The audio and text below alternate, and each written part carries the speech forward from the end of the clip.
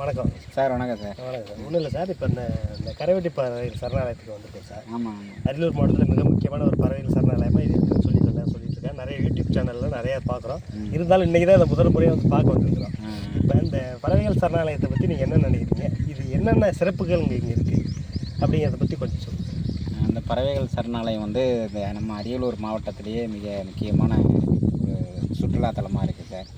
இந்த பறவைகள் சரணாலயம் வந்து கிட்டத்தட்ட இது வந்து ஒரு பாசன ஏரியா இருந்து பின்னால் வந்து சுற்றுலாத்தலமாக இது வந்து மாற்றப்பட்டிருக்கனால பல்வேறு நாடுகளிலிருந்தும் வரப்பட்ட பறவை இனங்கள் மற்றும் இங்கே இருக்கக்கூடிய சில இயற்கை சூழல்கள்லாம் இருக்கிறதுனால இது வந்து ஒரு சிறப்பான சுற்றுலாத்தலமாக இருக்குது. அரியலூர் வந்து சிறப்பாக இருக்குது. இந்த ஏரி மிக முக்கியமானது என்னன்னு சொல்கிறாங்கன்னா, இந்த சுற்று வட்டார பகுதியில் இருக்கக்கூடிய அனைத்து வயல்வெளிகளுக்கு எல்லாத்துக்குமே நீர் ஆதாரமாக இருக்கக்கூடிய மிக முக்கியமான ஏரின்னு சொல்கிறாங்க.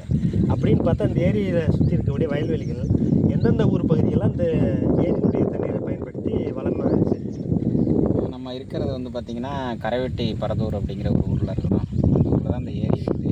இதை சுற்றி பார்த்திங்கன்னா ஒரு 10 கிராமங்களுக்கு வந்து இது பாசன ஏரியா இருக்கிறதுனால பக்கத்தில் வந்து கோவில் யோசனை, அதேமாதிரி இந்த சைடில் இருக்கக்கூடிய சன்னாவூர், இந்த சைடில் இருக்கக்கூடிய புத்தூர், வண்ணம் போன்ற பல்வேறு இன்னும் பகுதிகளுக்கு இருக்கக்கூடிய ஒரு 17 கிராமங்களுக்கு வந்து இது வந்து பாசன ஏரியா இருக்குது.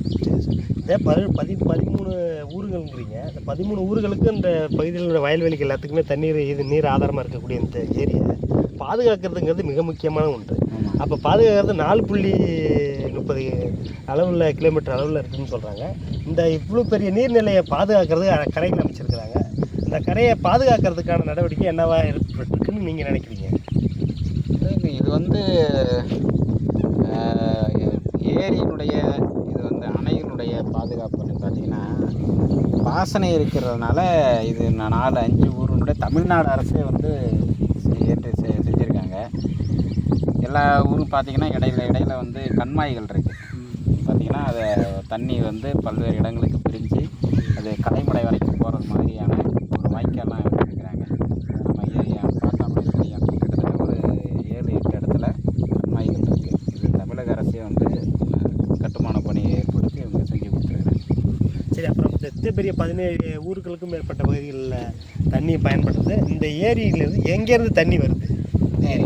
அந்த ஏரிக்கு வந்து பார்த்திங்கன்னா நம்ம காவேரியிலேருந்து கொள்ளடம் வழியாக கொள்ளடத்துலேருந்து பிரிஞ்சு தனி வாய்க்காலாக நமக்கு வந்து திருமானூருக்கு மேற்கே இருக்கக்கூடிய கால்வாய்களின் பேரே பார்த்திங்கன்னா நம்மளுக்கு கரைவெட்டி கால்வாய்கள் தான் பேர். அந்த கால்வாய்கள்